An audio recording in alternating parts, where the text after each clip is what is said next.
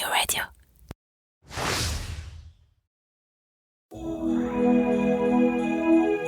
Cette année encore, du 1er au 24 décembre, pour encore mieux vivre le temps des fêtes, Objectif Québec, le podcast, vous propose de vous plonger dans l'avant québécois. Ainsi, chaque jour, avec Christelle, nous répondons à une question sur la culture québécoise. Au total, 24 questions. Des plus farfelues aux plus sérieuses. 24 occasions de mieux connaître le Québec, tout en s'amusant. 24 épisodes pour dire au revoir à 2025. Et comme l'an passé, ce calendrier sera aussi pour vous l'occasion de gagner un très beau cadeau. Mais pour cela, rendez-vous à la fin de cet épisode. En attendant, découvrons ce que nous réserve l'avant québécois d'aujourd'hui.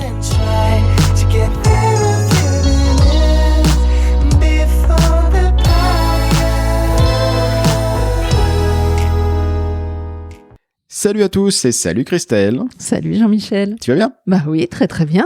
On continue notre calendrier de l'Avent et aujourd'hui je te propose de faire, si ce n'est un pas de côté, tu vas voir, on va bouger un petit peu avec la troisième question du jour. En fait, je la connais déjà, donc j'ai un peu teasé. Mais d'abord, le jingle. En voilà une question qu'elle est particulièrement québécoise. Christelle, est-ce que tu pourrais nous expliquer le concept de chalet ? Je dis bien le concept de chalet, pas simplement la cabane. Le concept de chalet, c'est important au Québec. Ah, c'est important, moi j'adore, mais les Québécois adorent ce concept-là. En fait, c'est vraiment prendre une pause. C'est quand on dit c'est un concept, c'est une manière de vivre le chalet. C'est un art de vivre. Oui, c'est souvent près d'un lac, dans une forêt. C'est un endroit où on va vraiment se ressourcer. C'est-à-dire quand le Québécois dit on va au chalet, on sait ce que ça veut dire. C'est pas forcément très luxueux. C'est pas ça qu'on entend derrière. C'est vraiment on va se réfugier quelque part. On va dans un endroit chaleureux. On coupe un petit peu du monde de la ville. Et on se penche sur quelque chose autour de la nature, de la lenteur. Ils disent pas on part en vacances, on va au chalet. C'est vraiment cette notion de coupure et de prendre une marche en forêt, d'allumer un feu de cheminée et de décrocher en fait du quotidien. C'est vraiment ça. C'est très famille aussi, le chalet. Ouais, c'est vraiment. très famille et c'est vraiment culturel. Voilà. Et on met ses bas et puis on reste en chaussettes, on s'habille à peine, on lit, on joue aux cartes, c'est vraiment une pause. On déconnecte vraiment. C'est très appréciable. Et la première occasion possible, allez, une demi-journée de gratter et tout, c'est hop, au chalet.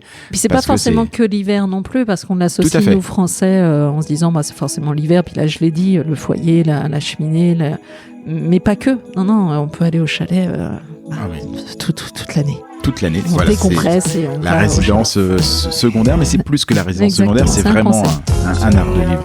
Merci Christelle. Merci. Allez, à demain. Ciao. À demain.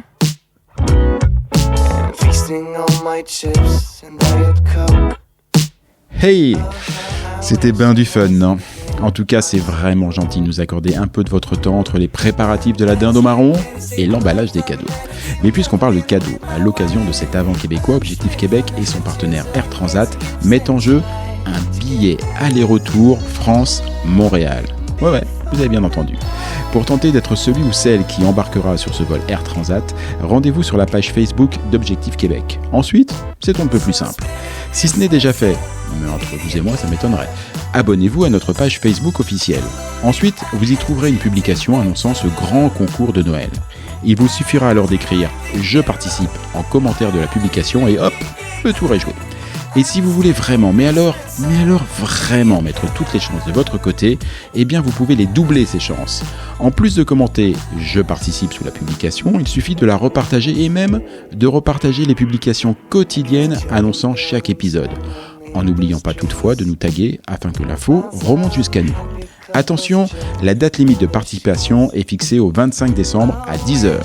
Car le Père Noël himself, ou Christelle, ça dépendra des dispos de chacun, est attendu pour effectuer le tirage au sort. Le gagnant sera quant à lui annoncé le 25 décembre prochain. Très bon temps des fêtes à tous.